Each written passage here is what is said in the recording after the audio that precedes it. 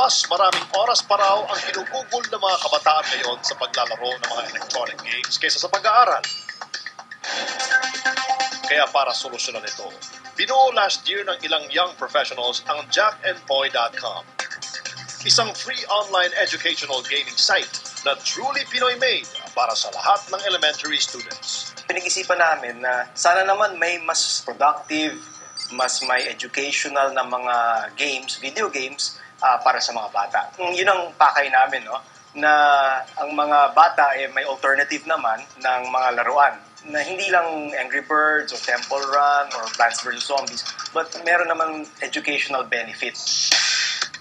Sa jackandpoy.com, maraming games ang pwedeng pagpilian at laruin ng mga kids. Gaya ng typing, game show, reality at arcade games tulad ng Tinvasion na hango sa tumbang preso. We're still working on more of these na producing games to para mabuhay pa rin yung mga ganitong traditional na Filipino na mga laro. May elemento talaga na educational. Wala kaming game na purong laro-laro lang at sound effects lang at graphics lang. Talagang may elementong may tatanong sa'yo, kailangan mo masagot ng tama para magka-bonus points. So kailangan niya mag-isip-isip para makatapos ng laro.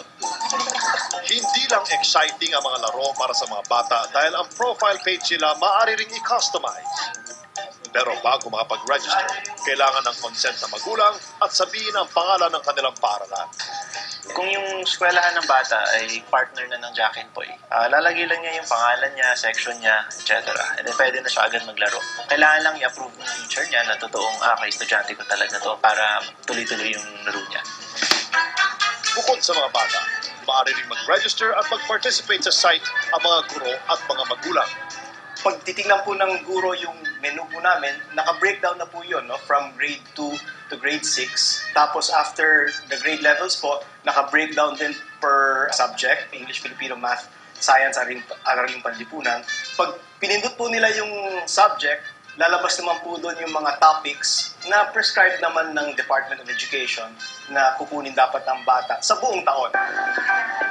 May challenges din na pwedeng gawin at ibigay sa bata ang guro at ng magulang upang masukat ang kalaman niya sa mga lessons na itinuro sa paaralan.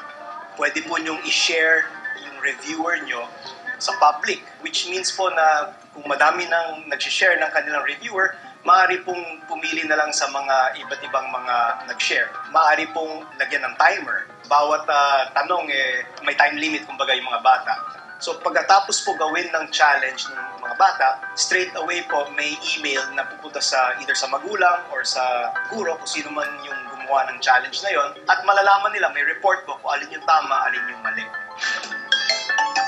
1 month na naglalaro sa jackandpoy.com ang grade 4 student na si Aziel Ann. Para sa kanya, mas enjoy siya dito kumpara sa ibang gaming website na kanyang nalaro. Nung sinabi po ng teacher namin na in-introduce niya po yung Jack and Poy sa amin. Tsaka lang po kami pinag-register. Maganda po yung Jack and Poy kasi marami din po kami natututunan. Mahilig po ako sa puzzle tsaka sa mga questions. Like sa history po, tapos sa mga pets po, paano mag-alaga. Kaya naman approved din sa mami ni Aziel Ann ang educational online games. Malaki ang maitutulong niyan sa mga estudyante. Kasi ang mga kabataan ngayon, very reckless yun. So, maganda. Kasi bukod sa nagagamit nila ang computer, educational pa. Sa bilis ng pag-unlad at pagkahilig sa electronic games ng screen-agers, importante pa rin ang gabay ng mga guro at magulang para maging safe at educational ang kanilang mga nilalaro. Kaya ano pang inaantay ninyo? Hali-hali-hoy! At mag-join na sa Jack and Poy.